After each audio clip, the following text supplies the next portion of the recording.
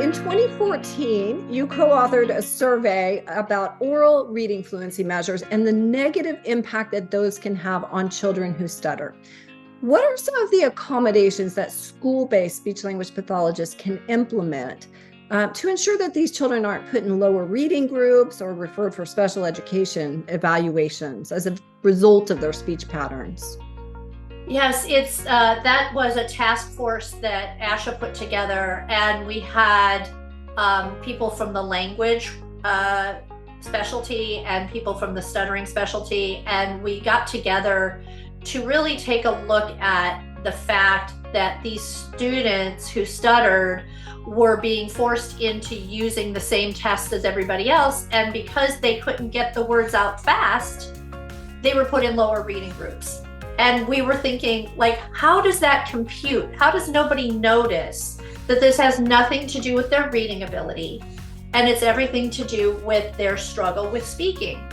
So in that task force, we did a lot of surveys, and then we came out on the ASHA website. There's handouts for SLPs to grab a hold of for administrators, SLPs, and parents to help people understand that students who stutter either shouldn't be taking that portion, that timed oral reading. It's not like you can't assess their reading. Of course you can, right? But those portions of the timed oral reading fluency tests, which isn't about speaking fluency, it's about reading fluency.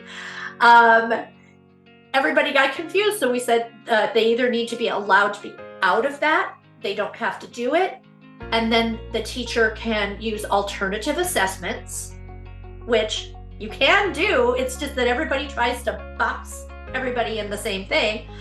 And then if I learned something very interesting during that process, I was talking to some of my own students about it. And one of my little ones, I don't know, maybe 3rd or 4th grade, said, "Miss Dina, I want to take the test because the other kids are going to notice if I don't." And I'm like, yeah, there was that, Miss Speech teacher thinks she knows better than everybody else, and she doesn't.